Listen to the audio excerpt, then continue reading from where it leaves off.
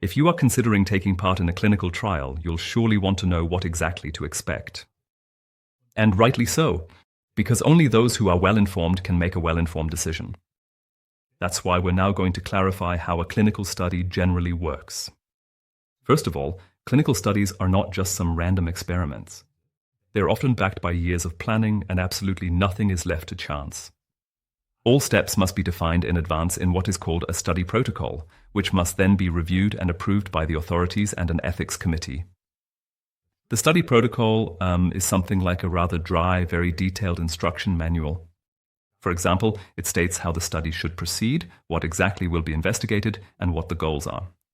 Also, how many participants are needed, who can take part under which medical conditions, and exactly how long the study will last. All of this is precisely regulated. By the way, how long a study lasts can vary a great deal.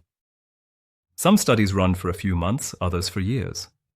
This depends, among other things, on the specific diagnosis and the type of disease.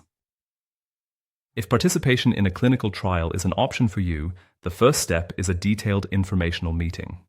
In this meeting, it will be explained to you exactly what the study is about, what the opportunities and risks are, which treatments and checkups will take place, where and when, and whether, for example, you need to be admitted to the hospital for it.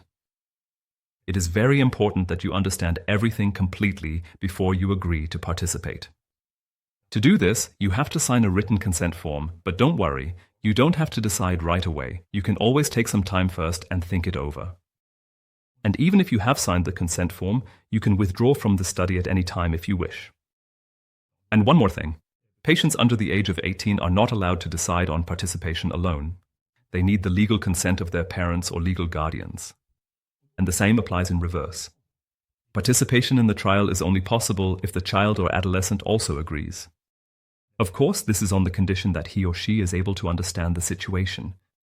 So, and only when all of that is clarified can things move forward.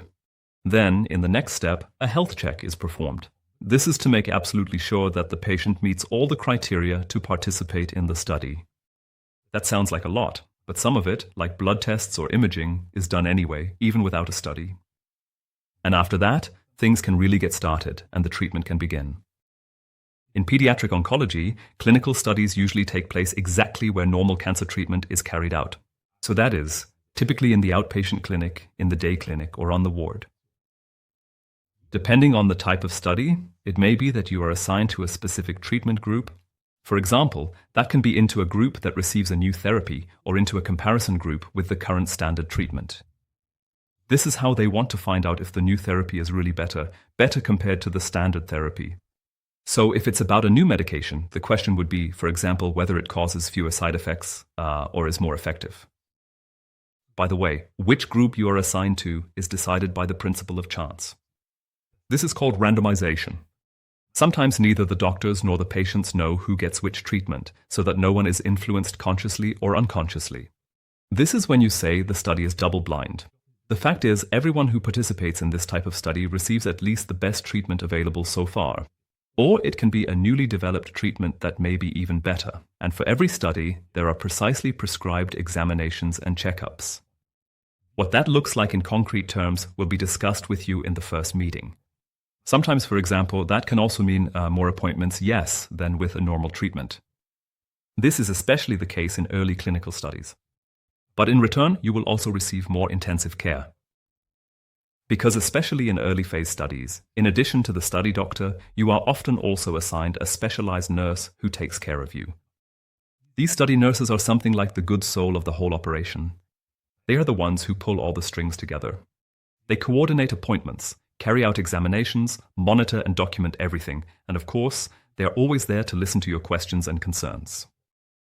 And even when the actual study treatment is over, you will continue to receive care afterwards.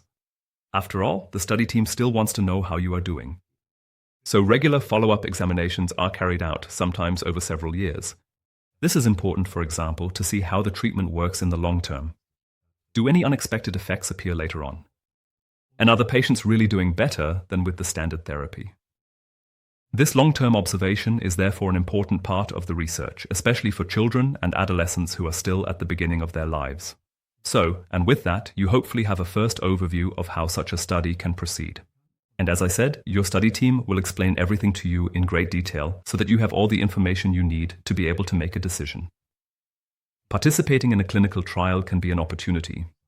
But of course, you must not disregard that it can also bring unknown side effects or risks. That is why we will deal with the topic of risks and safety in the next video. See you then.